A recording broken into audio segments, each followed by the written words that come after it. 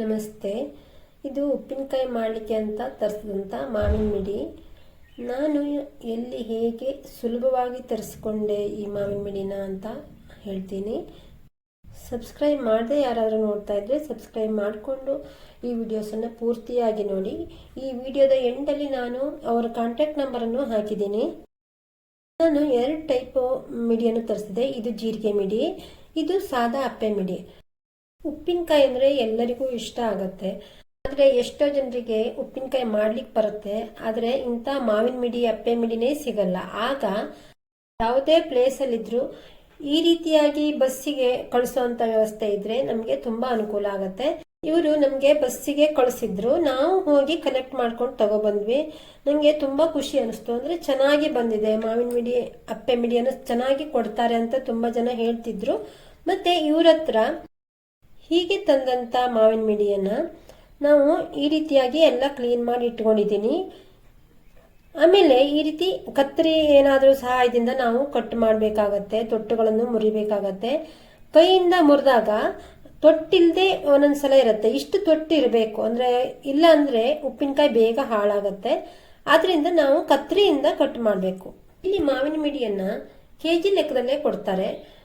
ನಮಗೆ count ಲೆಕ್ಕದಕ್ಕಿಂತ KG ಲೆಕ್ಕದಲ್ಲಿ ತುಂಬಾ ಚೆನ್ನಾಗಿ ಆಗತ್ತೆ ಅಂತ ಅನ್ಸುತ್ತೆ ನನಗೆ. ಯಾಕೆಂದ್ರೆ ಕೆಜಿ ಅಂದ್ರೆ ಎಲ್ಲ ಒಂದ್ ತರ ಇರತ್ತೆ. ಎಷ್ಟೇ ಮಿಡಿ ಬಂದ್ರು ಎಷ್ಟೇ ದೊಡ್ಡದಿದ್ರು 1 ಕೆಜಿ 1 ಕೆಜಿನೇ. ಆದ್ರೆ ಕೌಂಟ್ ಲೆಕ್ಕದಲ್ಲಾದ್ರೆ ಒಂದ್ ದೊಡ್ಡ ಒಂದ್ ಸಣ್ಣ ಎಲ್ಲ ಇರತ್ತೆ. ಕೆಲವು ತುಂಬಾ ಸಣ್ಣ ಮಿಡಿಗೆ ನಾವು ಒಂದ್ 3 ರೂಪಾಯಿ 4 ರೂಪಾಯಿ ಎಲ್ಲ ಕೊಟ್ರೆ ನಮ್ಗೆ ಅದು ಕಾಸ್ಟ್ಲಿ ಅನ್ಸತ್ತೆ. ಆದ್ರಿಂದ ನನಗನ್ಸತ್ತೆ ಕೆಜಿ ಲೆಕ್ಕದಲ್ಲಿ ತಗೊಳ್ಳೋದು ಉತ್ತಮ ಅನ್ಸತ್ತೆ. ಇಲ್ಲಿ ಹಾಗೇನೆ ಕೊಡ್ತಾರೆ. ಮಾವಿನ ಮಿಡಿಯನ್ನ ಎಷ್ಟೋ ಜನರು ನೀರಲ್ಲಿ ತೊಳೆದು 1 ಡೇ ಫುಲ್ ಇಟ್ಟು ನೆಕ್ಸ್ಟ್ ಡೇ ಫುಲ್ ಆರಿದ ನಂತರ ಬಟ್ಟೆ ಮೇಲೆ ಹರಿಗಿ ಈ ರೀತಿ ಮಾಡಿ ಒರೆಸಿ ಹಾಕ್ತಾರಂತೆ. ಆದ್ರೆ ನಾನು ಹಾಗೆ ಮಾಡಲ್ಲ, ನನಗೆ ಅದು ಸ್ವಲ್ಪ ಭಯ. ಆದ್ರಿಂದ ನಾನು ಈ ರೀತಿ ಪೂರ್ತಿಯಾಗಿ ಪ್ರತಿಯೊಂದು ಮಾವಿನ ಮಿಡಿಯನ್ನು ಈ ರೀತಿ ಒರೆಸೇ ಹಾಕ್ತೀನಿ. ಅದು ಸಾಕಾಗತ್ತೆ ಅಂತ ನನ್ಗನ್ಸಿಕೆ, ಅದಕ್ಕೆ ನಾನು ಹೀಗೆ ಮಾಡ್ತೀನಿ. ವಿಡಿಯೋ ನೋಡಿದ ನಂತರ ಯಾರಿಗಾದ್ರೂ ಮಾವಿನ ಮಿಡಿ ಅಪ್ಪೆ ಮಿಡಿ ಬೇಕು ಅನ್ಸಿದ್ರೆ ತಕ್ಷಣ ಅವರಿಗೆ ಕಾಲ್ ಮಾಡಿ ಹೇಳಿದ್ರೆ ಇದ್ರೆ ಅವರು ತಕ್ಷಣ ಕಳಿಸ್ಕೊಳ್ತಾರೆ. ಇಲ್ಲಾಂದ್ರೆ ಉಪ್ಪಲ್ಲಿ ಹಾಕಿದ ಮಿಡಿಯನ್ನಾದ್ರೂ ಕಳಿಸ್ಕೊಡ್ತಾರೆ. ನೀವು ಯಾವ ರೀತಿ ಬೇಕೋ ಆ ರೀತಿ ಉಪ್ಪಿನಕಾಯಿ ಮಾಡ್ಕೋಬಹುದು. ಮಾವಿನಕಾಯಿಯನ್ನು ನಾವು ತಗೊಬಂದು ಉಪ್ಪಿನಕಾಯಿ ಹಾಕೋದ್ರಿಂದ ನಮ್ಗೆ ತುಂಬಾ ಕಡಿಮೆ ದರದಲ್ಲಿ ಉಪ್ಪಿನಕಾಯಿ ಆಗತ್ತೆ.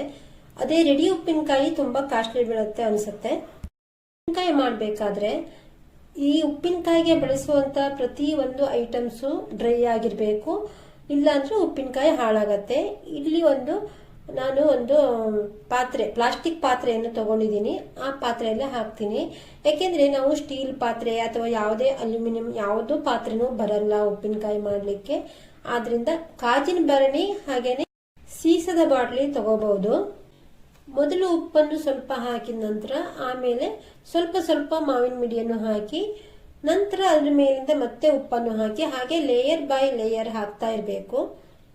1 ವರ್ಷ ನಾವು ಕರೆಕ್ಟ್ ಆಗಿ ಈ ಮೆಥಡ್ ಅನ್ನು ಸರಿಯಾಗಿ ನಾವು ಪಾಲಿಸಿ ಉಪ್ಪಿನಕಾಯಿ ಮಾಡಿದಾಗ ನಮ್ಗೆ ಪ್ರತಿ ವರ್ಷ ನಮ್ಗೆ ಆ ಸೀಸನ್ ಬಂದಾಗ ನಾವು ಉಪ್ಪಿನಕಾಯಿ ಮಾಡಬೇಕು ಅಂತ ಅನ್ಸುತ್ತೆ. ಮತ್ತೆ ನಮ್ಗೆ ಕೆಮಿಕಲ್ಸ್ ಹಾಕದೇ ಇರುವಂತ ಉಪ್ಪಿನಕಾಯಿ ತಿಂದು ರೂಢಿ ಆದಾಗ ಆ ಕೆಮಿಕಲ್ಸ್ ಇರುವಂತ ಉಪ್ಪಿನಕಾಯಿಯನ್ನು ತಿಂದಾಗ ಆ ಟೇಸ್ಟ್ ಚೇಂಜ್ ಇರುತ್ತೆ, ಗೊತ್ತಾಗತ್ತೆ ನಮ್ಗೆ.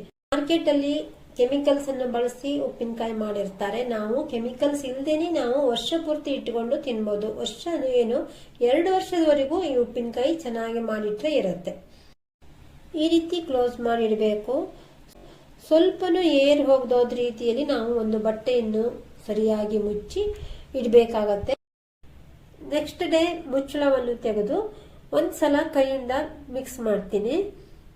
ಟೇಬಲ್ ಸಾಲ್ಟ್ ಹಾಕೋದ್ರಿಂದ ಒಂದೇ ದಿನಕ್ಕೆ ನೀರಾಗತ್ತೆ, ಒಂದು ಮಾವಿನ ಮಿಡಿನೂ ಹಾಳಾಗಲ್ಲ. ಈಗ ಒಂದು ಬಾಳೆ ಅಥವಾ ಪ್ಲಾಸ್ಟಿಕ್ ಏನಿದೆಯೋ ಅದನ್ನ ಪೂರ್ತಿಯಾಗಿ ಕ್ಲೋಸ್ ಮಾಡಿ ಇಡಬೇಕು. ಬಾಳೆ ಮೇಲಿಂದ ಒಂದು ಪ್ಲೇಟ್ ಅನ್ನು ಇಡ್ತೀನಿ. ಒಂದು ಬಾಕ್ಸ್ ಅನ್ನು ಕ್ಲೀನ್ ಆಗಿ ತೊಳೆದು ಒಣಗಿಸಿ ಅದರೊಳಗಡೆ ಅಕ್ಕಿಯನ್ನು ಹಾಕಿದ್ದೀನಿ. ಯಾಕೆಂದ್ರೆ ಅದು ವೇಟ್ ಬರಬೇಕು, ಆಗ್ಲೇ ಮಾವಿನ ಮಿಡಿ ಚೆನ್ನಾಗಿ ಚಟ್ಟತ್ತೆ. ಹಳ್ಳಿಯಲ್ಲಾದ್ರೆ ಇದ್ರ ಮೇಲೆ ವೇಟಿಗೆ ಅಂತ ಕಲ್ಲುಗಳನ್ನು ಇಡ್ತಾರೆ. ಆದ್ರೆ ಸಿಟಿಯಲ್ಲಿ ಕಲ್ಲು ಸಿಗಲ್ಲ. ಆಗ ಈ ರೀತಿ ವ್ಯವಸ್ಥೆಯನ್ನು ಮಾಡಬೇಕು ಅಂತ ನನ್ನ ಅನಿಸಿಕೆ. ಆದ್ರಿಂದ ಬಾಕ್ಸ್ ಅನ್ನು ಇಡಬಹುದು ಅಂತ ಅನ್ಕೊಂಡು ಇಟ್ಟಿದ್ದೀನಿ. ಬಾಕ್ಸಿನ ಮೇಲೆ ನೀರು ಬರಲ್ಲ, ಅಷ್ಟೊಂದು ಈ ನೀರು ಬರಲ್ಲ, ಏನು ತೊಂದರೆ ಇಲ್ಲ. ಸ್ವಲ್ಪ ಹೈಟ್ ಬಾಕ್ಸ್ ಅನ್ನೇ ಇಡಬೇಕು ನಾವು. ಮತ್ತೆ ಇದನ್ನು ಕ್ಲೋಸ್ ಮಾಡಿ ಇಡಬೇಕು. ಸ್ವಲ್ಪನೂ ಏರ್ ಹೋಗದೋದ್ ರೀತಿಯಲ್ಲಿ ಕ್ಲೋಸ್ ಮಾಡಿ ಇಡಬೇಕು. ಮತ್ತೆ 3 ಅಥವಾ 4 ದಿನಕ್ಕೊಮ್ಮೆ ಇದೇ ರೀತಿಯಾಗಿ ತೆಗೆದು ಒಂದ್ಸಲ ಮಿಕ್ಸ್ ಮಾಡಿ ಇದೇ ರೀತಿಯಾಗಿ ಕ್ಲೋಸ್ ಮಾಡಿ ಇಡಬೇಕು. ಇನ್ನು 15 ದಿನವರೆಗೆ ಹಾಗೆ ಇಡಬೇಕು. 15ರಿಂದ 20 ದಿನದ ಒಳಗೆ ನಾವು ಉಪ್ಪಿನಕಾಯಿಯನ್ನು ಮಾಡಬೇಕು. ಅಂದರೆ ಮೆಣಸಿನ ಪುಡಿ ಹಾಗೆಯೇ ಮಸಾಲ ಪೌಡ್ರು ಎಲ್ಲವನ್ನು ರೆಡಿ ಮಾಡಿ ಇಟ್ಟುಕೊಂಡು ಉಪ್ಪಿನಕಾಯಿಯನ್ನು ಮಾಡಬೇಕಾಗತ್ತೆ.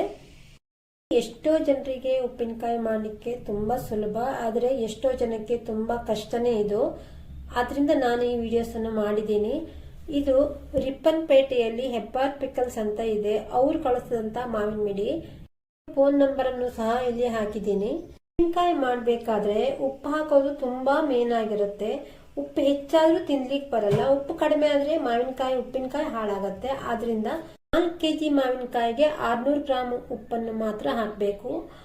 ಕಡಿಮೆ ಆಗಿದೆ ಅಂದರೆ ಉಪ್ಪಿನಕಾಯಿ ಮಾಡಬೇಕಾದ್ರೆ ನಮಗೆ ಗೊತ್ತಾಗುತ್ತೆ, ಆಗ ಹಾಕ್ಬಹುದು. ಹಿಂದಿನ ವಿಡಿಯೋದಲ್ಲಿ ತುಂಬ ಗಾರ್ಡನಿಂಗ್ ವಿಡಿಯೋಸ್ಗಳೆಲ್ಲ ಇದೆ, ಯಾರಾದರೂ ನೋಡಿಲ್ಲ ಅಂದರೆ ನೋಡಿ. ಈ ವಿಡಿಯೋ ಇಷ್ಟ ಆಗಿದೆ ಅಂದರೆ ಲೈಕ್, ಶೇರ್, ಕಮೆಂಟ್ ಮಾಡೋದ್ರ ಮೂಲಕ ನಮ್ಮನ್ನು ಪ್ರೋತ್ಸಾಹಿಸಿ ಹೇಳ್ತಾ ಈ ವಿಡಿಯೋವನ್ನು ಮುಗಿಸ್ತೀನಿ. ಈವರೆಗೆ ವಿಡಿಯೋವನ್ನು ಪೂರ್ತಿಯಾಗಿ ನೋಡಿದ್ದಕ್ಕೆ ಧನ್ಯವಾದಗಳು.